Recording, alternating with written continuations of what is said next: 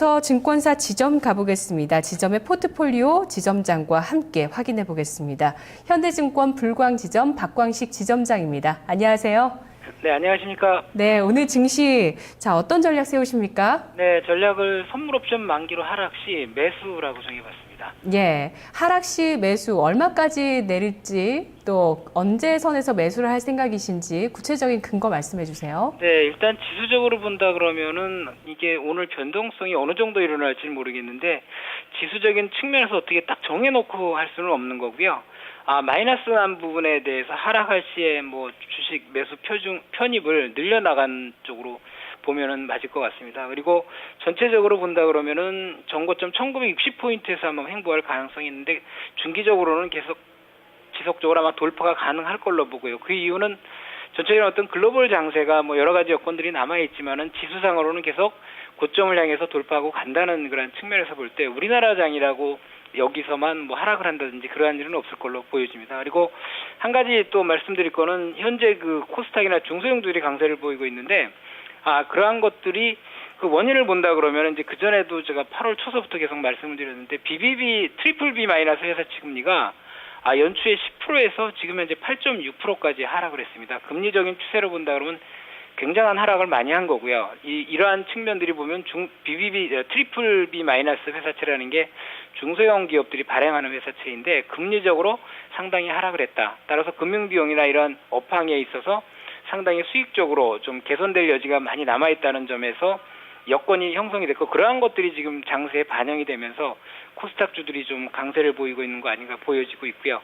따라서 만약에 하락한다면 코스닥 쪽에서는 적극적으로 한 매수한 전략으로 대응을 해야 되지 않을까 그렇습니다.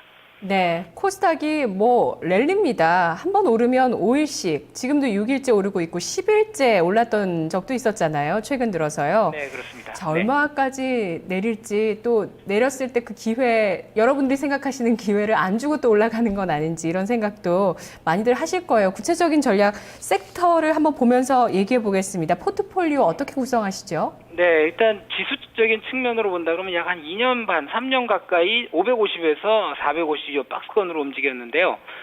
금리적인 어떠한 여건이나 이런 상황으로 본다 그러면 충분히 그 중기적으로 봐서는 이 박스권을 돌파하고 나갈 수 있는 장으로 보고서 대응을 해야 될 것 같고요. 그 다음에 주도주 쪽으로는 측면으로 본다 그러면 현재 거래소나 코스닥이나 다 할 것 없이 일단 중국 소비 관련주와 그 다음에 그 스마트폰에 관련 하드웨어, 소프트웨어주들이 강세를 보입니다. 그래서 미국 경기 회복에 따른 IT라든지 자동차 부분은 일정 부분 계속 가져가야 되는 거고요. 따라서 그러한 부분들이 한 20% 정도를 비중을 30%에서 10% 줄였는데 LG전자, 하이닉스, 기아차 이러한 부분들은 그 IT 부분의 경기 회복과 그다음에 미국 경기 회복, 자동차 이러한 부분에서 기본적으로 가져가야 되는 걸로 정해봤고요.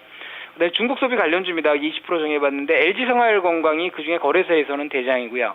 그리고 종목으로 가서 코스닥에서는 오스템 임플란트라든지 에이블C, NC, 코스맥스 이러한 것들이 중국 소비 관련주로 떠오르고 있는데 이러한 부분도 20% 다시 정해봤습니다. 그리고 증권건설을 30% 늘렸는데 앞에서 말씀했듯이 그 금리가 하락을 하면 증권회사 같은 경우에서는 채권을 많이 보유를 하고 있고요. 건설회사는 과도한 그런 부채를 지고 있습니다. 그래서 금리가 하락이 되면 직접적으로 수혜를 받는 것이 두 업종이다. 그래서 비중을 최근에 한 10%에서 20%, 오늘은 30%까지 늘려봤고요. 그다음에 코스닥에서는 그 스마트폰 관련주들 이러한 것들로 해서 한국사이버결제, 위메이드, KINX, 이녹스 이러한 것들이 금융 결제라든지 게임 그다음에 하드웨어 쪽 다 부품주들 포함이 돼 있습니다. 그래서 이러한 것들로 30% 구성을 해서 전체적으로는 좀 100% 주식을 가져가는 그러한 전략으로 꾸며봤습니다. 예, 포트폴리오의 구성을 들어보니까 전반적으로 또 말씀하신 뉘앙스를 들어보니까 중국 소비와 크게 스마트폰 같은 두 가지 궤를 가지고 가시는 거 보면은 중기적인 관점에서 IT 자동차도 미국 경기 회복을 바라보시고요. 중기적인 관점에서 포트를 구성하고 계시는데 증권건설 같은 경우는 이번에 금통위가 끝나면 좀 단기적으로 흐름이 흘러갈까요? 아니면 중기적으로 투자가 가능한 시점입니까? 증권건설은 중기적으로 가능하다고 봅니다. 일단 바닥 모양이 나왔고요. 그다음에 금리 하락으로 일어난 그 수혜가 아직 그 업황에 반영이 되지 않았습니다. 물론 지금 현재 어떤 수수료 수익 감소라든지 건설 이런 건 안 좋은 거는 그러한 것들이 되는데 만약에 그 금리 하락이라든지 이러한 부분들이 선반영된다면 충분히 여기서 한번 한 단계 더 도약할 수 있는 기회가 있다고 봅니다. 네, 알겠습니다. 긴 관점에서 바라보고 계시는 포트폴리오 비중 조절은 약간 있었지만은요, 구성하시는 섹터는 거의 유지가 되는 편이네요. 네. 말씀 고맙습니다. 예, 감사합니다. 지선 포트폴리오였습니다.